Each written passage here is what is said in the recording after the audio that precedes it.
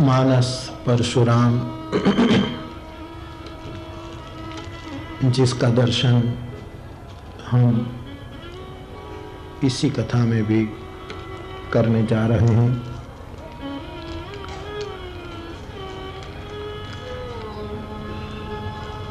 जनकराज की रंगभूमि में यानी मिथिला में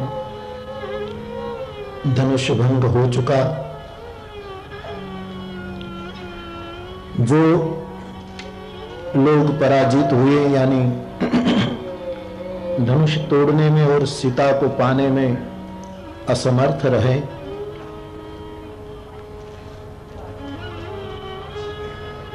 वो लोग एकदम विरोध और बलवा करने लगे।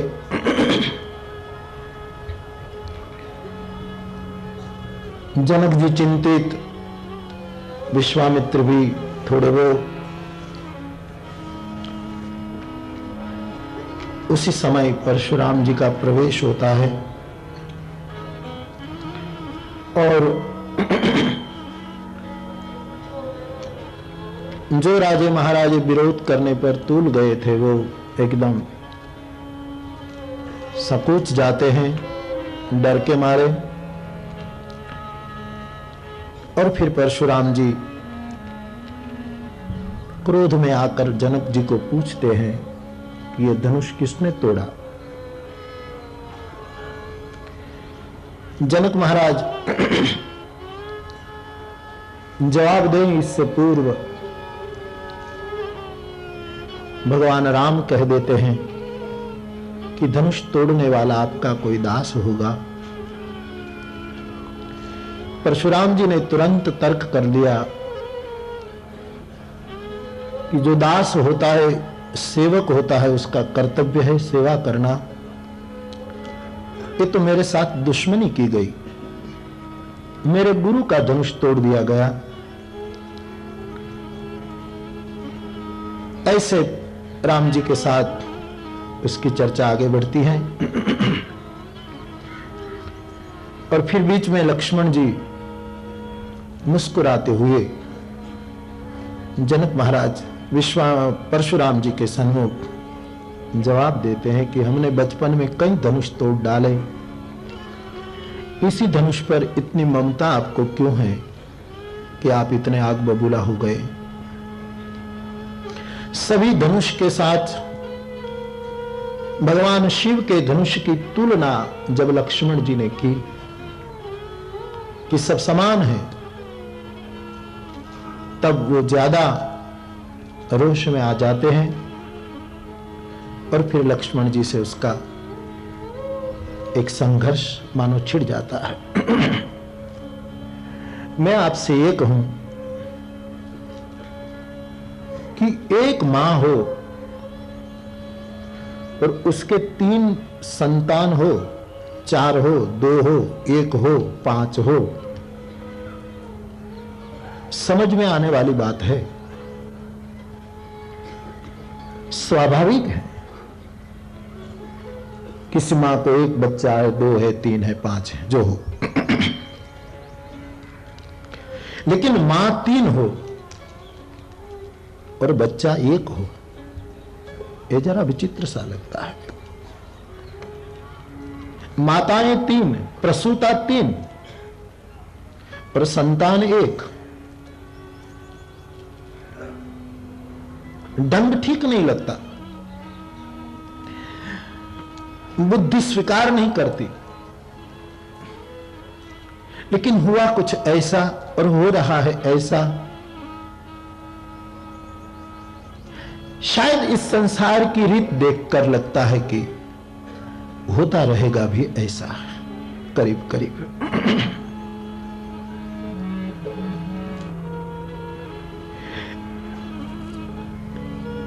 भाई भाई के बीच, बाप बेटे के बीच, सास बहू के बीच,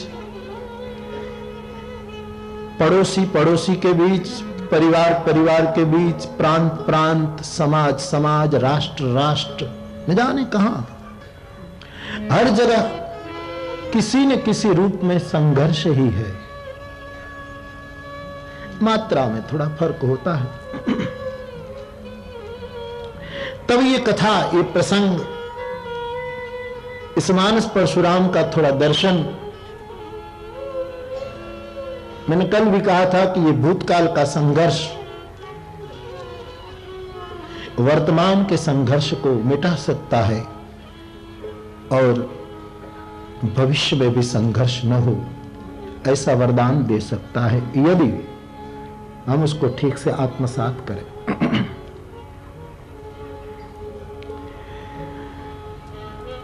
तो हर जगह जब संघर्ष है, तब व्यासगादी को कहना यह है बाप कि संघर्ष रूपी संतान,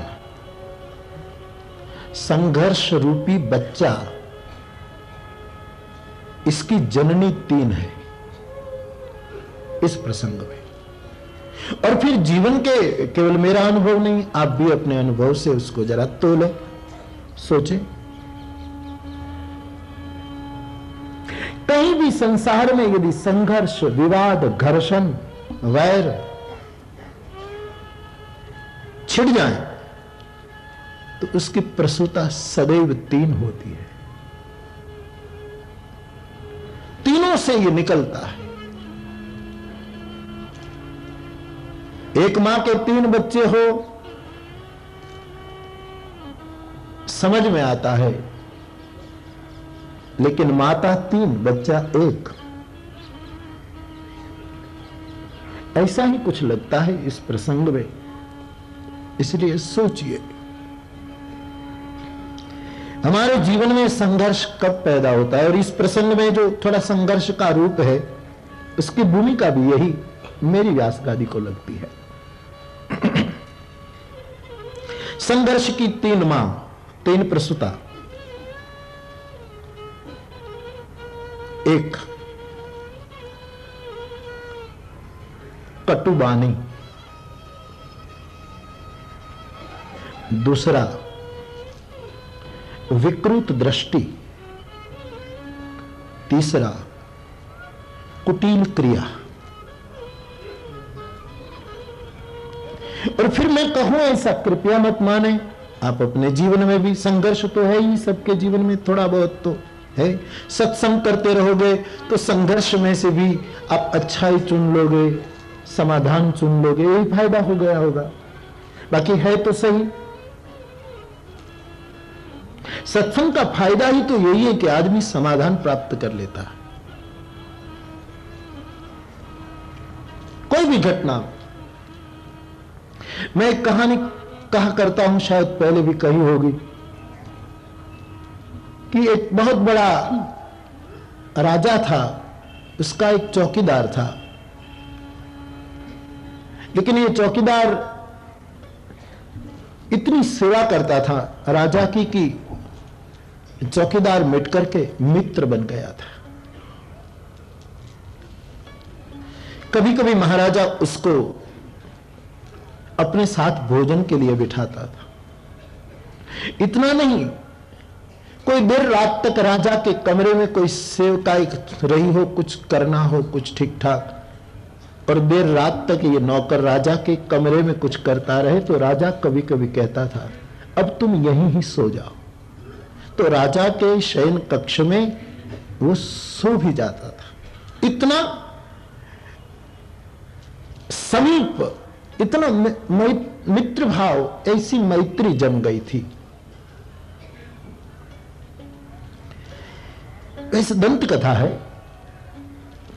कहते एक दिन ये चौकीदार और राजा दोनों शिकार करने के लिए जाते हैं, और शिकार तो न मिला, लेकिन बहुत गहन जंगल में वो रास्ता चूक जाते हैं, और फिर भूख लगी, प्यास लगी। इधर उधर देखा तो वृक्ष तो बहुत थे, लेकिन कोई वृक्ष पर फल नहीं था। देखते देखते दोनों खोज कर रहे, इतने में केवल एक वृक्ष पर एक फल लटक रहा था। तो राजा ने तुरंत उसको तोड़ लिया। अब वो वृक्ष किस किस्म का है न राजा पहचान पाया, न वो चौकीदार। और स्वाभाविक जब भूख होती है तब थोड़ा विवेक, थोड़ी समझ इधर उधर हो जाती है। बुभुक्षितः किम न करोति पापम। तो निर्णय तो नहीं हुआ कि ये फल क्या है, कैसा है, स्वादु होगा, बेस्वाद होगा, फायदा कारक होगा, गैरफायदा, कोई निर्णय नहीं कर पाए। और राजा ने तुरंत अपना छुरा निकाल करके इस फल के 4 टुकड़े बनाए। और भूख इतनी लगी थी कि कभी ऐसा नहीं सोचने वाला राजा, मैंने इसीलिए थोड़ा वर्णन किया कि वो अपने शयन कक्ष में भी चौकीदार को सुला देता था, अपने साथ भोजन में बिठा देता था, इतना निकट रखता था। वो राजा में थोड़ा वो आ गया कि सोचा कि ये 3 चीरे हैं वो मैं खाऊंगा, और एक जो है वो चौकीदार को दूंगा। 4 टुकड़ा बना लिया फल के टुकड़े, और फिर राजा ने कह भी दिया कि मुझे जरा ज्यादा भूख है, मैं स्वार्थी नहीं, लेकिन खबर नहीं, ये 3 मेरे, एक तेरा। और नौकर ने समझ भी लिया, चौकीदार ने, कि मेरे स्थान के बराबर हैं, एक भी तो बहुत है, राजा की दया है, एक भी मेरे लिए काफी है। लेकिन चौकीदार ने तुरंत कहा कि मालिक, एक प्रार्थना, आपने जो विभाजन किया, आपने जो निर्णय किया, सरमाथे, लेकिन ये जो मेरे भाग का टुकड़ा है वो सबसे पहले मुझे दे दिया जाए। बोले क्यों? बोले बस ऐसे ही, 1/4 भाग जो है मुझे पहले मिले। राजा ने कहा ठीक है, कोई बात नहीं। तुरंत वो 1/4 भाग उसने दे दिया, और एकदम वो चौकीदार उसको खा लेता है। पूरा खाते ही राजा के सामने कहा कि मालिक, आपने बंटवारा तो कर लिया, लेकिन क्षमा करे, भूख मुझे भी बहुत है, एक और दीजिए ना, कृपया, मुझे बहुत भूख है। मैं मानता नहीं, आपका निर्णय कबूल, लेकिन भूख इतनी है कि क्या बताऊं, एक दूसरा भी दे दीजिए। राजा ने दे दिया, और दूसरा खाने के बाद तुरंत चौकीदार ने कहा कि मालिक क्षमा करे, लेकिन कभी मांगा नहीं, आपकी सेवा ही की है, आज मांग रहा हूं, तो एक तीसरा भी तो दे दीजिए। राजा को लगा ठीक है, आज तक मैंने उसको स्नेह दिया है तो आज क्यों, पहले तो सोचा कि 3 मैं रखूं, लेकिन अब जब मांगे ही रहा है तो तीसरा भी दे दिया। अब राजा को लगा कि शायद ये चौथा भी मांग लेगा, इसलिए राजा ने स्वयं जल्दी की और चौथा टुकड़ा वो मांगे इससे पहले अपने मुंह में डाल दिया।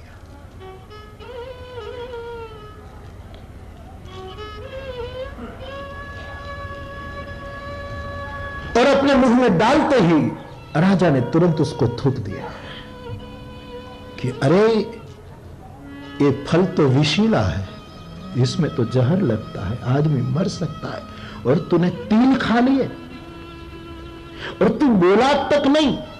बोले जिन हाथों से आज तक स्वादु वस्तु खाई है, इन हाथों से कभी कटु मिल जाए तो शिकायत क्या है।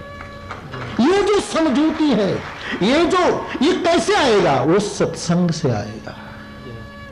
जिन हाथों ने मिष्ट भोजन खिलाए, जिन हाथों ने हर वक्त मुझे प्यार दिया, यदि इन हाथों से कभी कटु मिल जाए तो शिकायत क्या करे। मेरा कर्तव्य था कि मेरे मालिक को कुछ न हो, मैं ही खा लूं। ये जो समर्पण की वृत्ति सत्संग से ही आती है बाप, इसीलिए सत्संग करो। बाकी संघर्ष संघर्ष संघर्ष जन जन में, व्यक्ति व्यक्ति में, मात्रा में फर्क है, बाकी सब जगह पड़ा है। इनमें से समर्पण की ओर हम झुक जाएं, वो केवल होगा सत्संग से।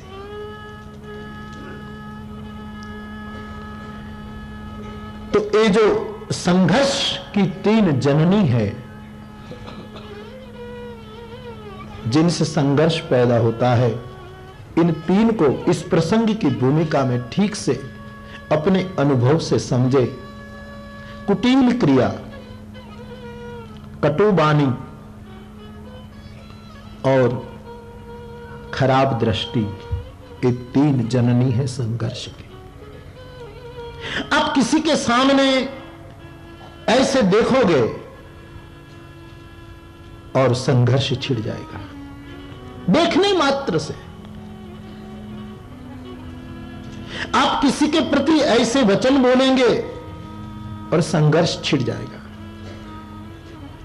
अथवा तो न बोले, न आपने ऐसे देखा, लेकिन आपके क्रियाकलाप, क्रिया ही ऐसी है कि जिससे संघर्ष रूपी बच्चा पैदा हो जाता है। परशुराम जी के जीवन में संघर्ष प्रगटा है और लक्ष्मण जी में कोई संघर्ष नहीं है। लक्ष्मण जी तो इस संघर्ष का समाधान करना चाहते हैं। आग को बुझाने के लिए आग के पास तो जाना पड़ता है। परशुराम जी को शांत करने के लिए लखन उनके निकट गए हैं। इसका मतलब यह नहीं कि दोनों के बीच, लेकिन ये जो दिखाई देता है संघर्ष, उसमें लक्ष्मण जी की भूमिका इस संघर्ष को कैसे भी समाप्त करना है और परशुराम जी को अपने स्वधर्म में भेजना है। युद्ध करना ऋषि का स्वधर्म नहीं है, ऋषि का स्वधर्म है तपस्या करना। और आखिर में इस पूरे प्रसंग में परशुराम जी को स्वधर्म सिखाया गया है। कही जय जय जय रघुकुल कही तू, भृगुपति गए बनहि तप। और भगवद गीता में अर्जुन का स्वधर्म है युद्ध करना, लेकिन वो चाहता था मैं सन्यासी हो जाऊं, मैं तपस्वी हो जाऊं। तो भगवान ने 18 अध्याय में समझा करके उसको युद्ध में प्रवृत्त किया। और यहां परशुराम जी को रामचरितमानस के इस 18 दोहे में तपस्या में प्रवृत्त करना है, स्वधर्म में प्रस्थापित करना। तो परशुराम महाराज की बोली, परशुराम महाराज को का देखने का ढंग और परशुराम महाराज की स्वयं क्रिया, ये तीनों के कारण संघर्ष पैदा होता रहा। और इस पूरे प्रसंग की भूमिका ये है। वो देखते हैं ऐसे कि गोस्वामी जी को कहना पड़ा कि जिसके सामने देखते थे उसको लगता है कि मानो मौत आई। गौरी शरीर भूति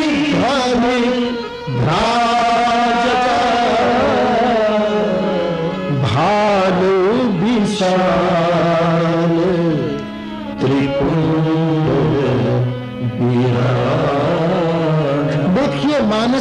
कथन पर परशुराम जी बहुत सुंदर है। भाल विशाल है, एक तो विशाल भाल स्वयं सुशोभित लगता है, अच्छा लगता है, और फिर वही विशाल भाल में तिलक हो तो और शोभा बढ़ जाती है। यहां केवल तिलक ही नहीं था, त्रिपुंड था। भाल भस्म से बहुत और शोभा दे रहा था। वर्ण गौर था, बहुत गोरे थे परशुराम, बदन पर भी भस्म का लेप था। आगे गोस्वामी जी बोल देते हैं,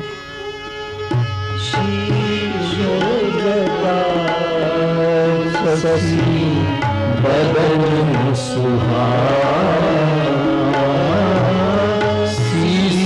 जटा शशि बदन सुहाना। मस्तक पर जटा है, छवि और प्यारी लगती है, और शशि बदन मुखमंडल चंद्रमा की तरह प्रकाश दे रहा था। बाबा बोलते हैं, शीश जटा शशि बदन सुहाना, लेकिन ऋषवस कछुक अरुण होइया,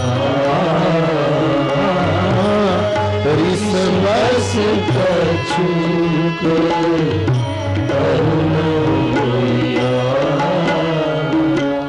चंद्रमा के समान चेहरा है बाबा का, लेकिन क्रोध के कारण थोड़ा लाल हो गया है। और आगे बोलो, कुटी कुटी नयन विसराते, कुटी कुटी नयन विसराते, सहज चितवत मन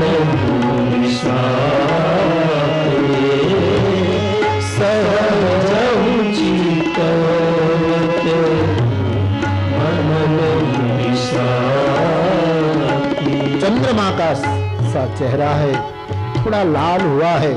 गोस्वामी जी कहते हैं, भ्रकुटी कुटील, भ्रकुटी जरा कुटील है, और क्रोध के कारण नेत्र थोड़े लाल है। और बाबा को लिखना पड़ा कि सहज किसी के सामने देखते हैं तो भी लगता है कि क्रोध है। यही दृष्टि की वक्रता है, वही संघर्ष की प्रसूता है। मैं आपसे एक बात और बताऊं, आप प्रयोग में भी ले।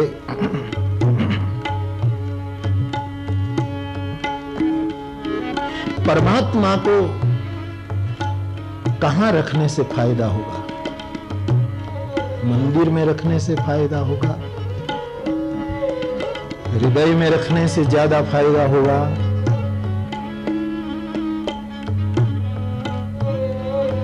कि जहां जाए संसार में रखने से फायदा होगा, वन में फायदा होगा कि भवन में होगा? कहां रखे? मन में रखे तो फायदा होगा, कैसे रखे? सबके भिन्न भिन्न तर्क हो सकते हैं, लेकिन जहां तक तुलसी दर्शन का विचार है, वहां तक तो लगता है प्रभु को नेत्र में रखने से फायदा होता है। और ये बड़ा अनुभूत लगता है, बड़ा प्यारा भी लगता है कि हरि को कहां रखे। वो तो सर्वव्यापक है, ईश्वर सर्वभूतानां हृद्देशे तिष्ठति, भ्रामयन् सर्वभूतानां यन्त्रारूढानि मायया, सर्वभूतानां हृद्देशे तिष्ठति, भ्रामयन् सर्वभूतानां यन्त्रारूढानि मायया।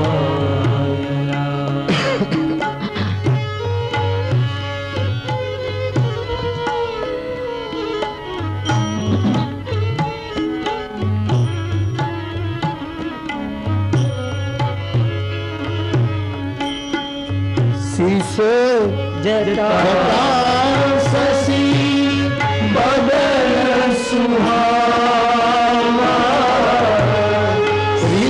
बस कछु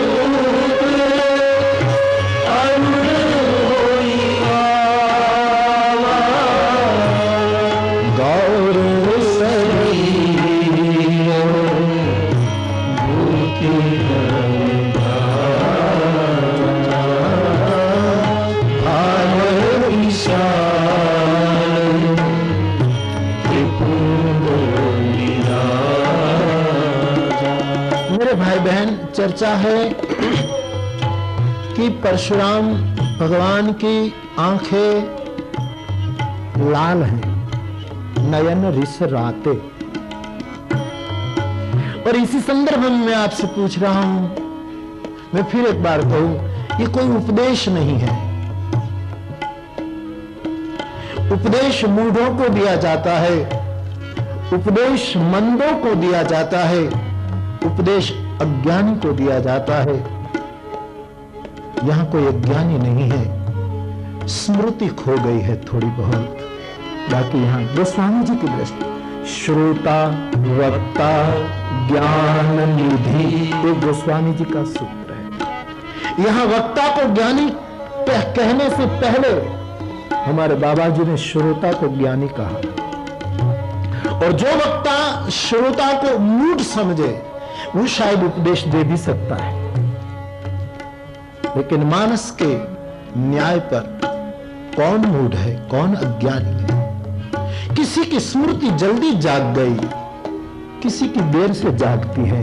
सवाल तो इतना है, भगवान कृष्ण की स्मृति कायम जागृत है, साक्षात परमात्मा है, लेकिन अर्जुन की स्मृति 18 अध्याय के बाद कुरुक्षेत्र के मैदान में जगी। इतना ही अंतर है। नष्टो मोह स्मृतिर्लब्धा, ये तुम्हारी इस महिमावंत भूमि के ऊपर बोले गए ये शब्द। प्रश्न इतना ही है, स्मृति में देर बदेर लगती है, बाकी तो सब समझदार है, सब ज्ञानी है। ये कोई उपदेश नहीं है बाप। हम और सब मिलकर के, और जब हमारी स्मृति लौट आती है, जब हमारा इस स्वाभाविक रूप हमारी समझ में आने लगता है, तब हम भी परमात्मा के इष्ट बन जाते हैं। भगवान कृष्ण को पूछा कि आपके इष्ट देव कौन, तो उसने गीता में कहा अर्जुन मेरा इष्ट देव है। इष्टोसी में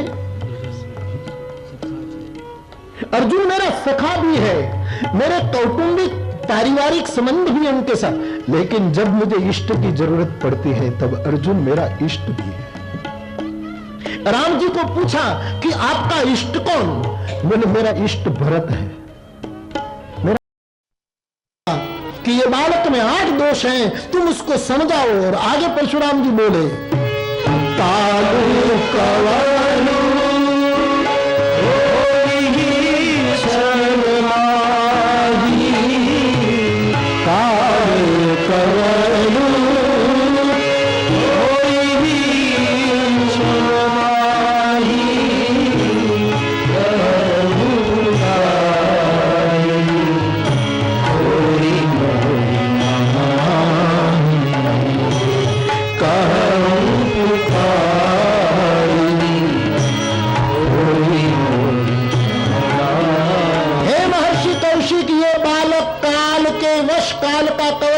में हो जाएगा,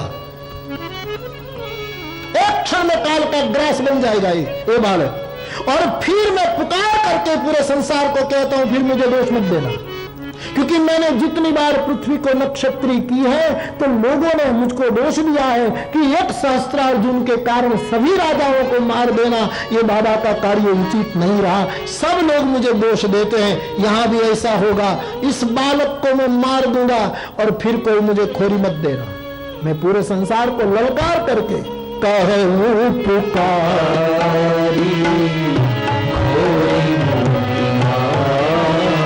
और आगे बोले महत कहूं जो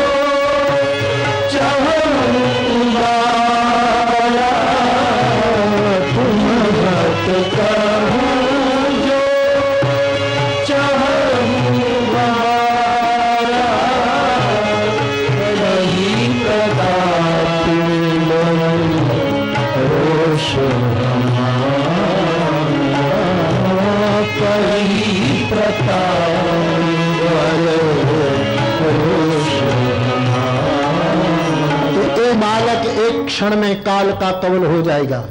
विश्वामित्र जी आप सुन लीजिए, और फिर मुझे कोई दोष मत देना, मैं पुकार करके चिल्ला करके कह रहा हूं। और हे विश्वामित्र जी, यदि आप उसको बचाना चाहते हैं तो उसको अभी से रोक लीजिए। और कैसे रोको वो भी बता रहे हैं।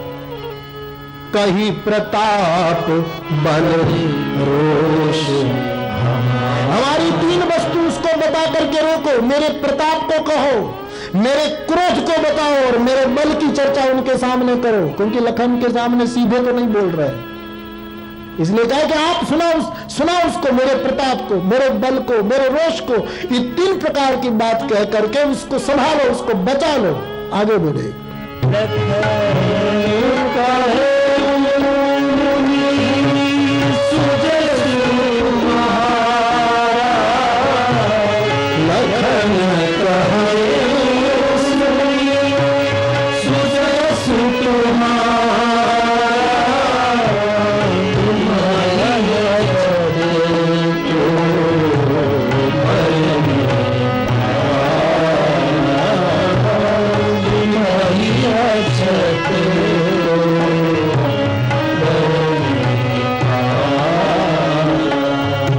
जब बाबा जी ने विश्वामित्र महाराज को कहा कि आप उसको बचाना चाहते हैं तो मेरी 3 वस्तु उसको सुना करके रोक लो, उसी समय लखन जी बोल पड़े कि हे महाराज, आपके सुजस को, आपकी वीरता, आपका बल, आपका क्रोध, आपकी उपस्थिति में कौन कह सकता है।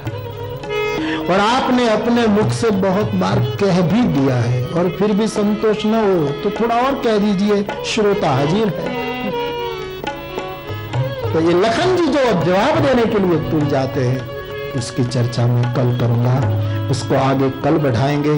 इस संघर्ष की भूमिका से जो संघर्ष आज आइए कथा का क्रम भी रहे समय में उठा लें, लेकिन कथा का क्रम उठाऊं। वंदना प्रकरण चल रहा है, कल हनुमान जी की वंदना हमने की, और इसी क्रम में हम आगे बढ़े तो प्रणव पवन कुमार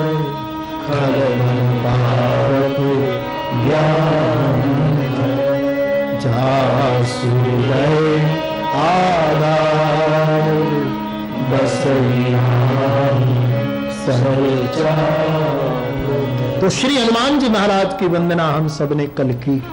फिर गोस्वामी जी सुग्रीव की वंदना करते हैं, विभीषण जी की वंदना करते हैं, युवराज अंगद की वंदना करते हैं। सबकी वंदना करते करते सीताराम जी की वंदना का क्रम लिए हैं। बाबा जी बोले, जनक सुता जग जनन अतिशय प्रिय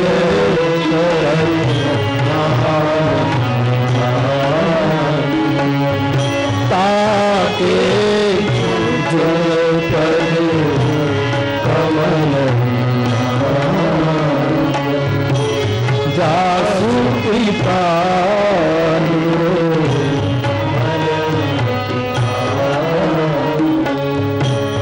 तुनि मन वचन कर्म रघुराय चरण कमल बंधु सब लाय राजीव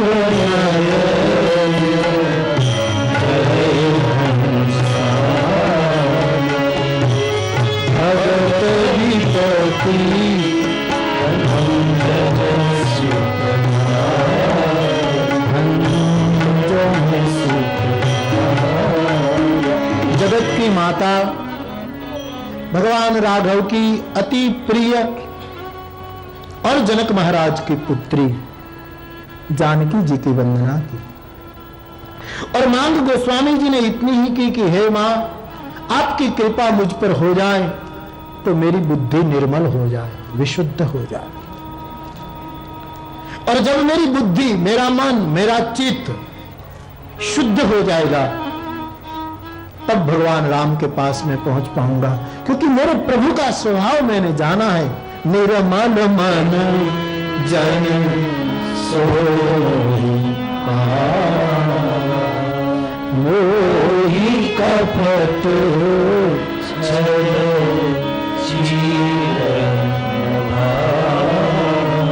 बाप के पास संतान शुद्ध होकर ही दिया जाता है, लेकिन माँ के पास ये शर्त नहीं है। माँ के पास तो गंदा संतान ही रहता है, वही तो शुद्धिकरण करती है।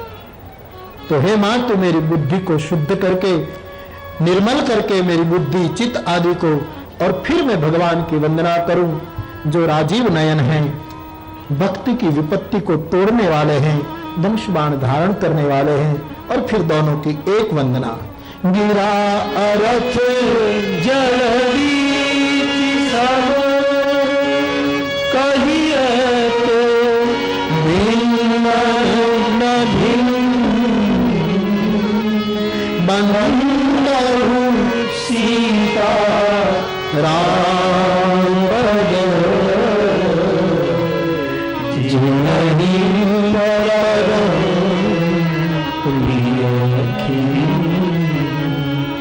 गिरा अर्थ की भांति, जल बीची की भांति, बोलने में देखने में भिन्न है लेकिन वस्तुतः अभिन्न है। ऐसे सीताराम जी की वंदना की। एक बार जय जयकार कर लीजिए। बोलिए श्री सीताराम जी महाराज की जय। सीता और राम लीला में भिन्न है, तत्वतः एक है।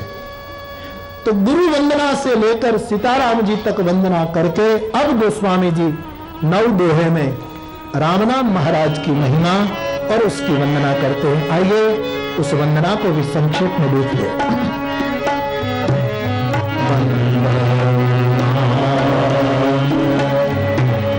राम हेतु कृष्ण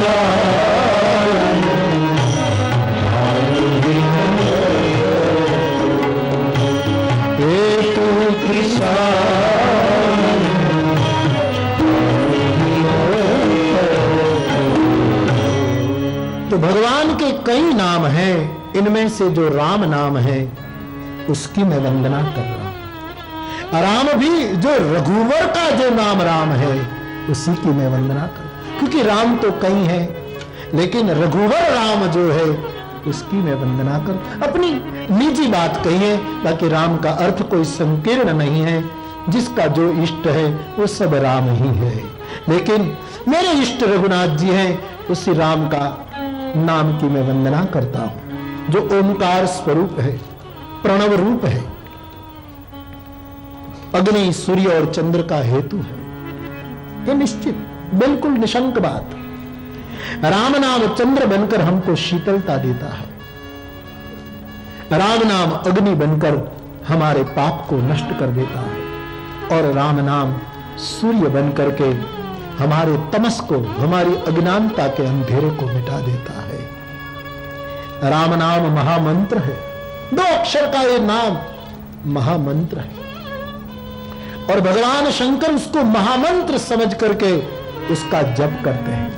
तुम पुनि राम राम दिन राति सागर जपू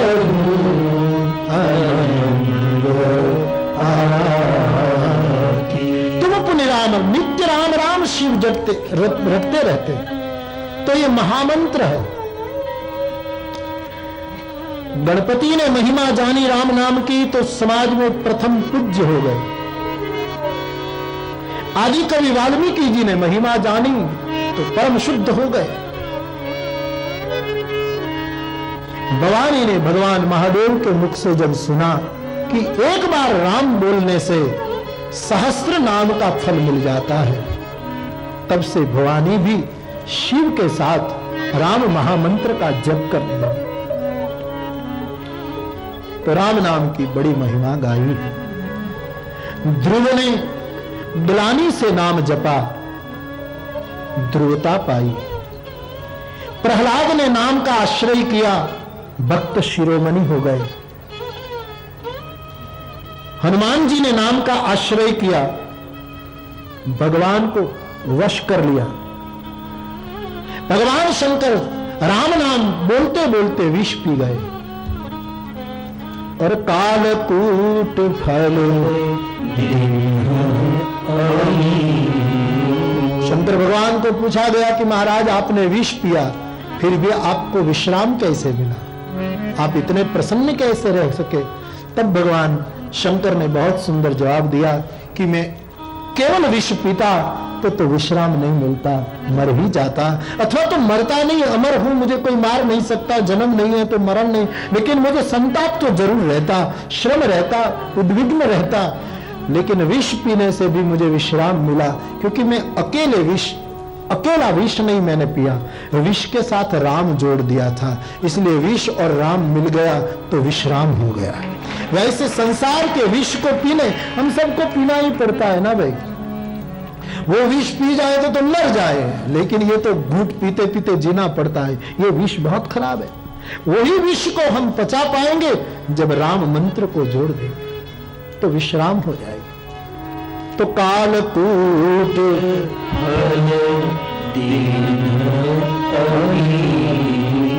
अमृत का फल दिया राम नाम ने। शिव जी के बारे में ये सच है, हनुमान जी ने उस नाम से सबको वश, प्रभु को वश कर लिया। सनकादिक, नारद जी सब उसी नाम का आश्रय करते। 4 प्रकार हैं भक्तों के, ज्ञानियों के, चहु चतुर को केवल नाम ही आधार है। ऐसी चर्चा गोस्वामी ने फिर रामायण लिख दी। भगवान राम ने अवतार लेकर ताड़का को मारी, अहल्या का उद्धार किया, शिव धनुष तोड़ा, वन में जाकर शबरी गिद्ध आदि का उद्धार किया, सेतु बंध बनाया, रावण को मारा और राम राज्य की स्थापना की। त्रेता युग के प्रधान कार्य। आज कलयुग में हम जैसे जीवों के लिए नाम ये सभी काम करते। हरि का नाम आज कलयुग में हमारी दुराशा रूपी ताड़का को नाश करता है। हमारी बुद्धि की जड़ता जो है उसमें चेतना अहल्या का उद्धार कर देता है। हमारे अहंकार के धनुष को तोड़ देता है राम नाम। हमको भक्ति की प्राप्ति करा देता है। शबरी, गिद्ध, सुग्रीव आदि को राम जी ने उस समय शरण में रखा। आज कलयुग में उनका नाम सभी गरीबों का आधार, कोई प्रतिबंध नहीं, कोई भी ले सकता है। अरे जीवन में क्या, मौत के समय भी ले सकते हो, कोई और कोई मंत्र बोलने में, कई लोग कहते हैं आदमी मरता है तो राम बोलो, ऐसा क्यों? यही तो उसकी महिमा है कि मौत के समय भी उसकी छूट है, बाकी और मंत्रों की बंदी है, लेकिन राम तुम बोल सकते हो। आपको पता होगा कि इसको मैं कितनी प्रतिशत मानता हूं, मेरा व्यक्तिगत मामला है, मैं आपके सामने कहना भी नहीं चाहूंगा, लेकिन किसी के घर में मौत हो जाती है तो सूतक लग जाता है, पूजा पाठ बंद कर दिया जाता है, ये जो कर्मकांड का मामला है छोड़ो, लेकिन उसमें भी राम नाम बोलने का कोई प्रतिबंध नहीं है। उसी समय तुम मंत्र जप न कर सको, पूजा न कर सको, ठाकुर जी की पूजा किसी के घर में रखाओ क्योंकि हमारे घर में सूतक है, हमारे घर में ये, लेकिन उस समय कोई ये नहीं कहता कि भाई अब 8 दिन हम राम नहीं बोल पाएंगे। ऐसा हो ही नहीं सकता। राम नाम इतना विशाल है कि इन्होंने केवल शबरी, गीत और कुछ को नहीं, राम नाम ने तो कई गरीबों का निर्वाह किया है। भगवान ने सेतु बना करके पार जाना पड़ा प्रभु को, लेकिन राम नाम लेने से भव सिंधु सुख जाता है और आदमी समंदर के साथ खेलता हुआ, जैसे नदी का प्रवाह कम है तो बच्चा उसमें पैर उछालता हुआ, कूदता हुआ पार हो जाता है, वैसे जीव राम नाम लेता हुआ भव सागर में छलबलियां करता हुआ पार हो जाता है। उसको समुद्र कुछ नहीं कर सकता, ऐसे निकल जाता है, क्योंकि नाम लेत भव सिंधु सुखाई। हे सज्जन, हे पंडित लोग, हे विद्वत वर्ग, जरा सोचो, हरि भजो।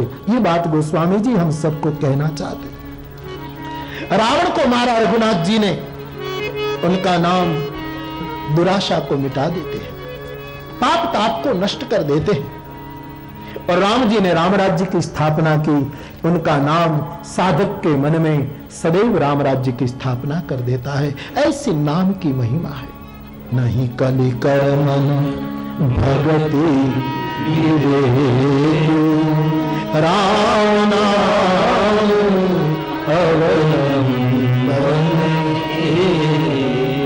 राम नाम एकमात्र अवलंबन है कलयुग में। न हम बड़े बड़े यज्ञ कर पाएंगे, न बड़ा ध्यान हो सकेगा हमसे, न घंटों तक पूजा अर्चा विधि विधान कर पाएंगे, केवल नाम का आधार है। और नाम लेने से यज्ञ भी हो जाएगा, नाम लेने से पूजा भी हो जाएगी, नाम लेने से ध्यान भी हो जाएगा। यज्ञा नाम जप यज्ञोस्मि नाम जपने से यज्ञ हो गया, क्योंकि जप यज्ञ हो जाता है। प्रभु ने अपनी विभूति कही कि यज्ञों में नाम यज्ञ, नाम जप मैं हूं। नाम लेने से जब प्रीत जग जाती, मैंने अभी आपको कुछ समय पहले भी शायद कहा शुरू में कि गंगा नाम लेने से गंगा का प्रवाह दिखाई देने लगता है। किसी परिचित व्यक्ति का नाम लेने से उसका पूरा विग्रह हमारी आंखों के सामने आने लगता है। वैसे नाम लेने से ध्यान अपने आप होने लगता है। वो सारंग पाणी अपने सामने, उनका स्वरूप जो निश्चित कर लिया तुमने, वो तुम्हारे सामने ध्यान हो जाएगा। नाम लेने में सभी पूजा आ गई। अरे मैंने तो कल आपको ये भी कि कुछ भी न करो तो भी पा जाओगे, लेकिन कुछ भी न करो तब फिर एक बार याद दिला दूं, कुछ भी न करना तब कुछ भी मत करना। पड़े रहो, भूख लगे खा लो, तृषा लगे पी लो, जागना जाग लो, चलना चलो, निंदा है सो, कुछ भले न करो, लेकिन उसके साथ और भी कुछ मत करो। निंदा भी मत करो, क्रोध भी मत करो, ईर्ष्या भी, बाकी कोई साधन न करो। वस्तुतः तो ये क्रोध निंदा ये सब नहीं करना वही असली साधन है, वही मूल साधन है जो व्यक्ति को तार देता है। तो कुछ न करने से भी घटना घट जाती। कई लोग कहते पूजा पाठ हमसे नहीं होता, माला नहीं होती, ठीक है कोई बात नहीं, लेकिन और बातें भी मत करो। राम नाम कई लोग कहते राम नाम ठीक है लेते हैं, बस राम नाम सरल है ना, नहीं, उसको सस्ता मत समझो। शास्त्रों में तो लिखा गया है, संतों में, शास्त्रों में, तीर्थों में और भगवान के नाम में उसी को ही रुचि जगती है जिसने कई जन्मों में बहुत पुण्य किए हो, वरना रुचि ही नहीं। लोग कहते नाम, हम तो नाम, कई लोग कहते हम राम नहीं रखते, हम तो सेवा करते हैं। तो करो, कौन मना कर रहा है, लेकिन तुम्हारी सेवा कितनी अहंकारी हो गई वो तो सोचो। बिना राम के, राम नाम से सेवा सफल होती है, स्मरण सफल होता है, ध्यान सफल होता है। तो राम नाम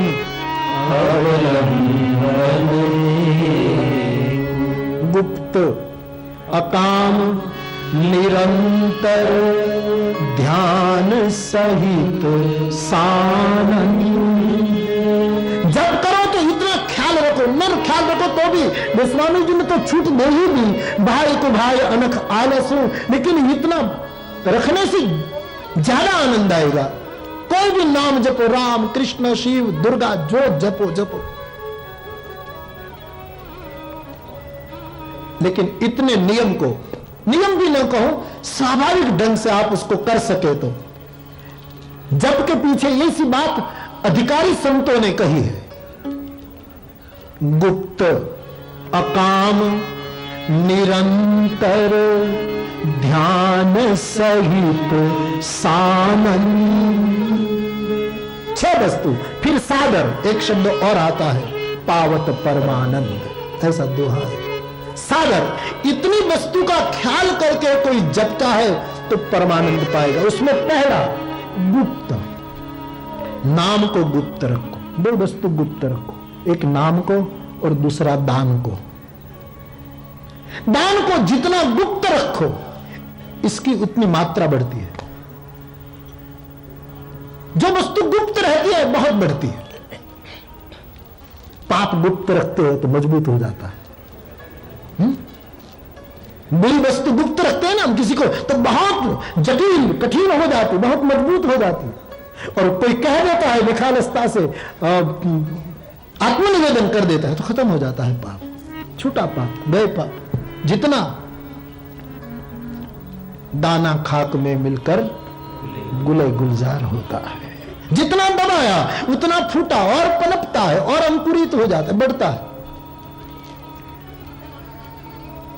तो पाप के बारे में मुझे नहीं कहना है क्योंकि वो तो गुप्त रखते ही है सब, तो उसमें तो कोई शिख देने की जरूरत नहीं। लेकिन 2 बात में ख्याल रखो, नाम को गुप्त रखो। हाँ, अब नाम कीर्तन करे तब तो नाम बोलना पड़ेगा, तो उस समय नाम बोलो, लेकिन अपने भाव को गुप्त रखो। ये बड़ी संपदा है, नाम को बहुत गुप्त रखो। अरे परिवार के निकट से निकट व्यक्ति को भी पता न लगे कि तुम नाम जापक हो। तुम ऐसे रहो कि तुम्हारी भक्ति गुप्त रहे, वरना तुम्हारा परिवार भी तुमको सहन नहीं कर पाएगा। प्रहलाद ने जपा, बाप ने विरोध किया। ध्रुव ने जपा, मां ने विरोध किया। भाई ने जपा, रावण ने विरोध किया। जहां जहां देखो पारिवारिक सदस्य को अच्छा नहीं लगेगा, इसलिए भक्ति को, तुम्हारे नाम को, हरि स्मरण को गुप्त रखो। माला तो इसलिए है कि तुम नियम से कर सको, संसारी है ना, नियम से कर सको, बाकी नितांत आवश्यक नहीं है। नहीं रखते तो नहीं रखते, स्मरण करते रहो, करो, कोई जरूरी नहीं है। रखो तो अच्छी बात है। और हमको रामायण कहने वालों के लिए तो करीब करीब फर्जियात है, भाव के रूप में, साधन के रूप में नहीं, स्थूल रूप में तो कोई महत्व, भाव के रूप में हमारे लिए तो लिख दिया गया है। मैं गद कथा में कह रहा, तुलसी तरु सम तम पुरु मुख तुलसी दल राख, तुलसी माला कर गहू तब तुलसी कृत भाख। तुलसी कृत रामचरित मानस का प्रवचन तू तब कर, इससे पहले ये 3 बात कर। तुलसी तरु सम तम पुरु, तेरा शरीर तुलसी के पौधे जैसा बना, पहली शर्त, तब तू रामायण बोल। बड़ी अद्भुत बात है। राम कथा का अधिकारी वो है जिसने अपने शरीर को तुलसी का पौधा बना दिया। हवा का झोंका जिस तरफ आए झुक जाए, तुलसी झुक जाता है। हाँ बाबा यूं है, निंदा करो ठीक है, स्तुति करो ठीक है, ये तो तुम्हारी सब देनगी है, मुझे क्या लेना। ऐसा जो समझ लेता है, जैसे चैतन्य महाप्रभु ने कहा, तृणादपि सुनीचेन, तुलसी झुक जाता है। तुलसी का गमला कहीं भी रखो, कोई फरियाद नहीं, इस कोने में रख दो, यहां रख दो। आदमी ऐसा हो उसको कहीं भी रखो, रख जाए, रह जाए, उसका कोई चुनाव नहीं, उसकी कोई आवश्यकता ही नहीं। जहां रखो रह जाए, आंगन में रखो वहां रह जाए तुलसी, कमरे में रखो वहीं रख जाए, तुम्हारे ड्राइंग रूम में रखो वहीं पूजा के, कहीं भी तुलसी को उठाओ और काम सबब कहीं भी ले जाओ, ट्रेन में ले जाओ, कोई फरियाद नहीं। ऐसा जिसका जीवन हो जाए और जिसके मूल छोटे हो वो तुलसी, जैसा जीवन तुलसी समान कि कोई तुम्हारे मूल निकालना चाहे तो तुम राजी हो तो निकाल दो, कोई बात नहीं, जल्दी चढ़ जाएंगे किसी के गले की कंठी बनकर, तुम जितना जल्दी निकालोगे किसी के कंठी बन जाएंगे। तुलसी को कोई फल नहीं लगता, तुलसी के समान शरीर बनाओ कि तुम्हारी शरीर की साधना के द्वारा कोई फल की कामना ना हो, मुझे कोई फल नहीं। तुलसी समान शरीर बहुत बड़ी बातें हो सकती है, और मैं बिल्कुल अनुभव से बोल रहा हूं कि तुलसी का काष्ठ जब परिपक्व हो जाता है कभी सड़ता नहीं। साग सड़ जाए, सड़ेगा नहीं, शायद साग सड़ जाए, शीशम का जो है वो भी, लेकिन जो तुलसी का काष्ठ बिल्कुल पक गया, 100% मात्रा में पक गया, उसमें कभी सड़ा नहीं आता। जितनी तुम्हारी माला पक्की हो जाएगी जानवर की तरह उसमें से नाद निकलेगा। ऐसा जिसका शरीर हो गया, जितना पका इतना नाद, इतना निनाद, इतना स्वर प्रगाढ़, जितना पका। तुलसी के बिना ठाकुर भूखा रहता है। जिसका जीवन ऐसा हो जाए कि उसको न देखे तो हरि भी भूखा रह जाए, परमात्मा भी भूखा रह जाए, ऐसा जिसका विग्रह बन जाए। और तुलसी के पत्र कितनी औषधि में है, कोई दवाइयां लेनी, कई दवाएं कि तुलसी पत्र के साथ लो तो रोग का जल्दी वो हो जाता है, बहुत फायदा करता। अभी मैं एक वैद्य को पूछता था, मैंने वादा किया था लास्ट कथा में कि तुलसी के बारे में मैं चर्चा कर रहा हूं तो अब कोई वैद्य को भी पूछूंगा कि भाई तुलसी के फायदे कितने हैं, क्योंकि मैं नहीं जानता, इसलिए मैं एक वैद्यराज को पूछता था कुछ दिन पहले अमरेली में। एक हमारे जाने पहचाने वैद्य है, मैं नहीं खाता तो भी च्यवनप्राश मुझे भेजते रहते हैं, दिल से भेजते रहते हैं, कुछ न कुछ।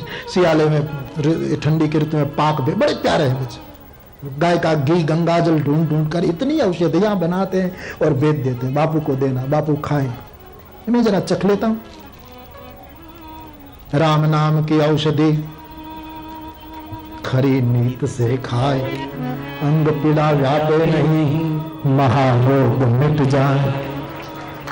तो उस वैद्य को मुझे मिलना हुआ, एक रात्रि मैं गया तो मिल गए, तो मैंने पूछा आप बताइए कि तुलसी का, मैं अब उस पर बोलने लगा हूं, ये दोहा मेरे हाथ में आ गया, तो मुझे बताओ कि इसमें, उसने बहुत, एक तो बहुत बड़ी अद्भुत, पहली बात तो उसने कही कि बापू तुलसी में गुण ही गुण है, दोष है ही नहीं। जिसका जीवन ऐसा हो जाए कि जिसमें गुण ही गुण हो, सकल गुण निधानम वानराणाम देशम रघुपति प्रिय भक्तम बात जातम नमामि, जिसमें गुण ही गुण हो, कोई दोष हो ही नहीं, वो तुलसी। ऐसा जिसका जीवन, उसने कहा कि तुलसी में 60% एमोजोन होता है और किसी भी वृक्ष में 33% होता है, और जिसमें एमोजोन होता है जितनी मात्रा में ज्यादा, इतना व्यक्ति उसके सेवन से प्रसन्न रह सकता है। तो उसने वैदिक रीत से कहा कि बापू जो तुलसी पत्र सुबह में ठाकुर जी को धराकर खाता है उसको प्रसन्नता बढ़ जाती है और पत्रों से, क्योंकि 33% और 60% इतना अंतर है। वाह! अरे तुलसी का नाम लेते हैं तो मूड में रहते हैं 24 घंटों, जन्म जन्म मस्ती रहती है, क्योंकि इसमें 60% ये वस्तु है, ऐसा उसने बताया। फिर तो उसने न जाने कितनी कितनी बातें बताई मुझे, उसको ऐसे लेने से ये होता है बापू, पर्यावरण का तो फायदा हो ही जाता है इसका, और कोई खाद की जरूरत नहीं, तुलसी जैसा जीवन उसका जिसको कोई खाद की जरूरत नहीं। और पानी भी कितना पिएगा, एक छोटा सा लोटा डाल दो, पूरे दिन मौज में। संत तो ऐसा होना चाहिए, कोई खाद नहीं चाहिए, कोई साधन नहीं चाहिए, अरे प्रेम से थोड़ा जल ले लो, बस मस्ती, कोई साधन नहीं, कोई खाद नहीं। अहम भोजनम नैव भोज्यम न भूता चिदानंद रूप शिवोहम शिवोहम। तुलसी के काष्ठ की माला बनती है, लोगों के हृदय पर सवारी हो जाती है, कंठ का आश्रय उसको मिल जाता है। जो तुलसी जैसा जीवन जो बना लेता है, लोगों के गले का हार बन जाता है, लोगों के दिल पर कब्जा करता है। जो तुलसी जैसा जीवन शीशम की माला होता, ये तो देखा नहीं हो बदी। शीशम की माला उस साधना वाके नहीं है, कोई और। तुलसी की माला हमारे कंठ पर। अरे महात्मा लोग तो कान में वेद करके तुलसी डालते हैं, माला। अरे छोड़ो, मौत के समय मुख में तुलसी दल डाल दिया जाता है और कहते हैं यमराज के दूत नहीं आते, पार्षद आ जाते। अरे और पार्षद क्या, तुलसी दल स्वयं पार्षद है, और आए ना आए कुछ कौन जानता है। तो तुलसी तरु सम तन कुरु, उसके मांजर भी कितने महत्व के, औषधि में डाल दिए। कोई पाक उसने नाम लिया, पाक बनाए, उसमें मांजर डालो, शक्ति में ताकत आने लगती है, आदमी में बहुत ताकत आती है। उसने कहा कि तुलसी दल का मात्रा, जिसकी मात्रा इतना सेवन जो करे उसको ठंडी कम लगती है। मानसरोवर जो हम फायदे, उसमें फायदा हो जाएगा। तुलसी कितना प्यारा है, कोई आग्रह नहीं, कहीं भी उठाकर ले जाओ, बालक जैसे गोद में रह सके, उसके लिए चबूतरा बनाओ तो भी ठीक है, और कहीं भी रख लो ठीक है। कितनी पर्यावरण की शुद्धि कर देता है। तुलसी तरु सम तन कुरु, मुख तुलसी दल राम। ठाकुर जी को अर्पण किया हुआ तुलसी पत्र, तुलसी दल, तो मुख में दिन में एक बार तो लगा, तुलसी दल रख। तुलसी तरु सम तन कुरु, मुख तुलसी दल राम। तुलसी माला कर गहु, तुलसी की माला हाथ में रख, तब तुलसी कृत भाख। फिर तू तुलसी कृत ऊपर बोल, फिर तू रामचरितमानस पर अपना प्रवचन दे। ऐसी बातें कही हैं तो माला की महिमा है, लेकिन यदि न रखो तो भी कोई चिंता नहीं। गुप्त अकाम निरंतर ध्यान सहित सानंद। हरि नाम जपते समय इतना ख्याल रखे, नाम को गुप्त रखो। मेरे गुरु ने नाम दिया है, मेरा अनमोल खजाना है, मैं सब तिजोरियां खोल सकता हूं, लेकिन ये नाम की तिजोरी नहीं खोल पाऊंगा। और नाम हरि बोल तुम जब करो तब तो बोलना पड़ेगा, लेकिन अपने भाव को गुप्त रखो, क्योंकि परिवार भी नहीं सह पाएगा। आपको पूजा का समय नहीं रहा क्योंकि बच्चे को स्कूल भेजना है, उस समय तुम कहो कि नहीं हम माला करेंगे, तो परिवार में संताप पैदा होगा कि आप माला ही करते रहते, बच्चे को कैसे। उसी समय तुम बच्चे को ही राम समझकर उसको तैयार करो। तुम राम को सजा रहे हो, तुम गोविंद को सजा रहे हो, तुम उसको आओ जो करो वो दूसरों को नहीं। तुम्हारा राम विश्वामित्र के आश्रम में पढ़ने जा रहा है, ऐसा सोचो। तुम्हारा कृष्णा सांदीपनि के पास जा रहा है, ऐसा सोचो। भाव की महत्ता है, क्रिया बहुत गौण है। मैं गत कथा में भी कहता था, आप देखिएगा, आपको गीता का थोड़ा बहुत अभ्यास हो। गीता में जितने प्रश्न अर्जुन ने पूछे सब क्रियात्मक पूछे हैं, और कृष्ण ने जितने जवाब दिए सब भावात्मक दिए हैं। क्रियात्मक प्रश्न का भावात्मक जवाब देना, ये तो दादागिरी है, ये तो अपनी मनमानी कर ली कृष्ण ने। लेकिन यही एक सत्य है, क्योंकि कृष्ण कहता है अर्जुन क्रिया का कोई मूल्य नहीं है, भाव का मूल्य है। तो भाव में स्थित हो जा।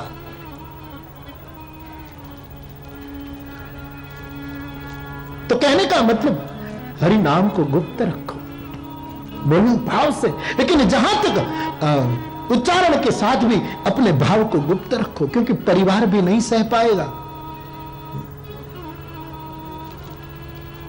और यदि भाव से आप करना सीखो तो परिवार में तकलीफ भी नहीं होगी। परिवार ज्यादा राजी होएगा कि जब से राम नाम मेरे परिवार के इस सदस्य में आया, तब से हमारा घर का संतुलन बढ़ गया। परिवार राजी होगा, ध्यान देना। थोड़ी बहुत गड़बड़ होगी, लेकिन उसी समय अपने भाव को संभालो। गुप्त तो दान को गुप्त रखो और नाम को गुप्त रखो। पाप आप तो रखते ही है, इसलिए उस पर मुझे भाषण करने की जरूरत नहीं है। गुप्त अकाम, भगवान का नाम, राम नाम अकाम भाव से लो, मुस्कान भाव से। मैं राम राम रटू तो मेरी बेटी की सगाई हो जाए, मैं राम राम रटू तो मेरी फैक्ट्री ठीक, नहीं, बिल्कुल नहीं। इससे तो फैक्ट्री चलती होगी तो भी बंद हो जाएगी, सावधान। इसका मतलब यह नहीं कि नहीं होगा, लेकिन राम नाम का परिणाम फैक्ट्री नहीं है। राम नाम का परिणाम है तुम्हारा विश्राम। राम नाम देता है सबको आराम, राम नाम देता है सबको तुम मन से कहो राम राम राम, प्रेम मुदित मन से कहो राम राम राम, राम नाम देता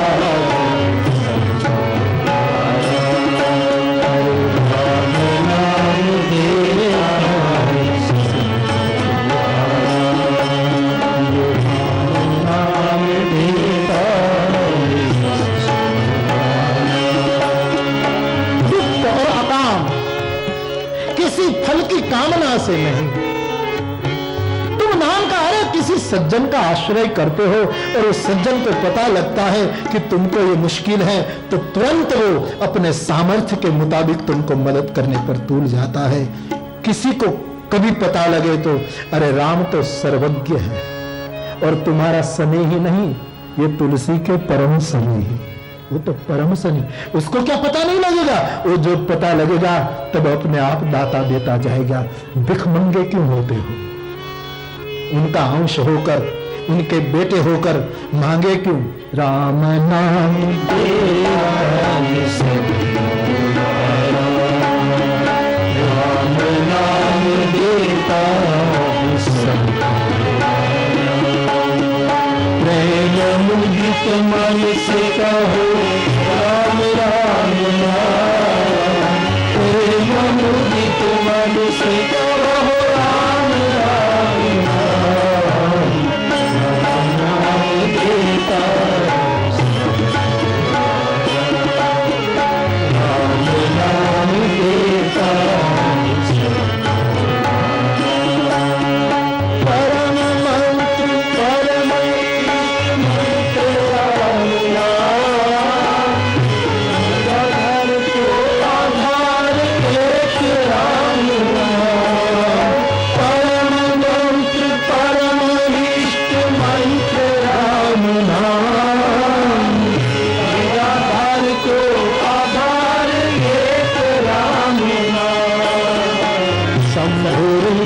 सदा बसत एक राम नाम, शंभु हृदय सदा बसत एक राम नाम, राम नाम देता राम नाम देता, पाप कटे दुख मिटे राम नाम, समुद्र सुखद नाम एक राम नाम, पाप कटे दुख मिटे राम नाम, समुद्र सुखद नाम एक राम नाम, महादेव सतत जपति दिव्य राम नाम, महादेव सतत जपत दिव्य राम नाम, राम नाम देता राम नाम देता, प्रेम मुदित मन से कहो राम राम राम, प्रेम मुदित मन से कहो राम राम राम, राम नाम देता राम नाम देता,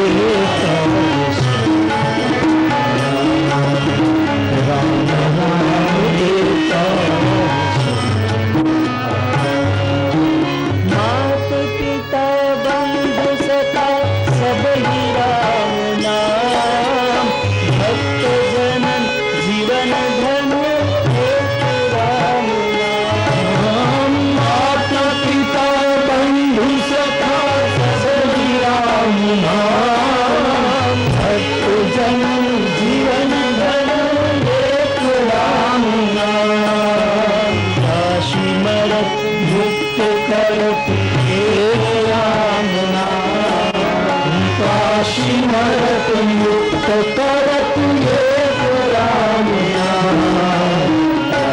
नाम देता राम राम राम राम राम राम राम राम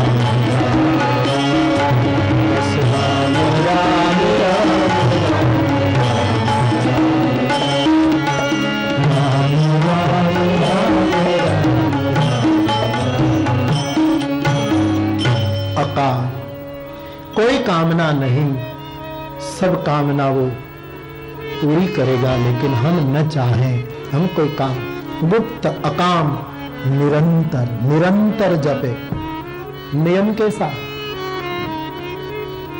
माताएं रसोई घर में निरंतर रसोई करती है तो रसोई पकती है। रसोई चढ़ा दी, फिर कहा चलो 3 घंटे घूम आए तो जल जाएगी, निरंतर उस पर वॉच रखी जा रही, ये बनाए तब पूरी भोजन की साथ निरंतर उसमें। अब 2 दिन नहीं बनाएंगे बस हो जाएगा तो सब भूखा रहेंगे। निरंतर भोजन में निरंतर, तो फिर भोजन में निरंतर होना ही पड़ेगा।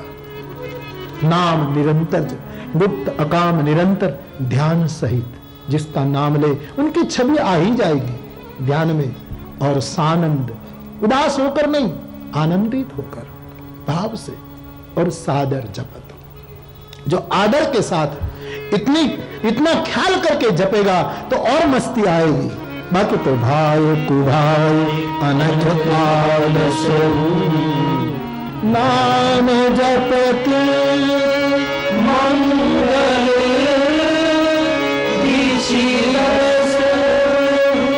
भाव कुभाव कैसे भी आप उसके नाम का जप करें, इससे बहुत आराम मिलता है। तो नाम महाराज की वंदना की और महिमा गाई है। एक बार राम नाम महाराज की जय जयकार करें। बोलिए श्री राम नाम महाराज की जय। और जय जयकार हो इससे पूर्व हरे राम राम राम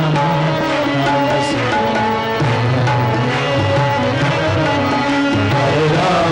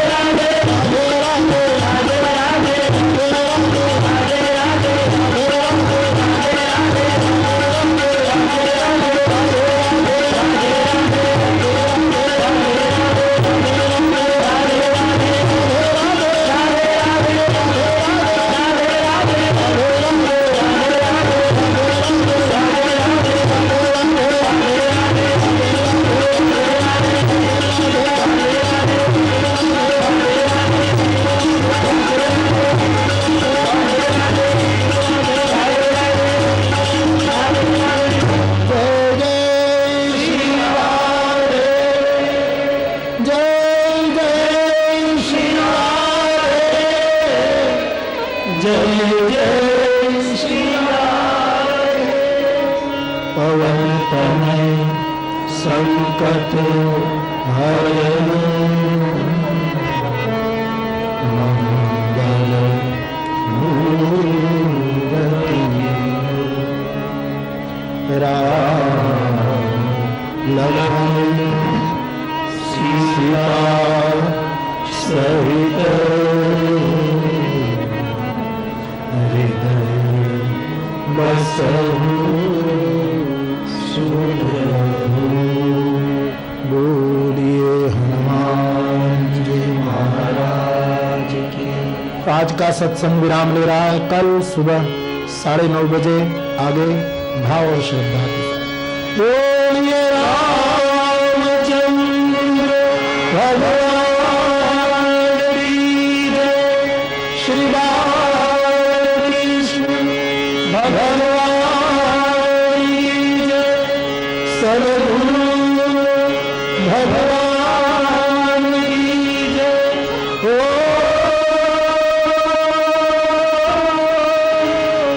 नमः पार्वती पतये हर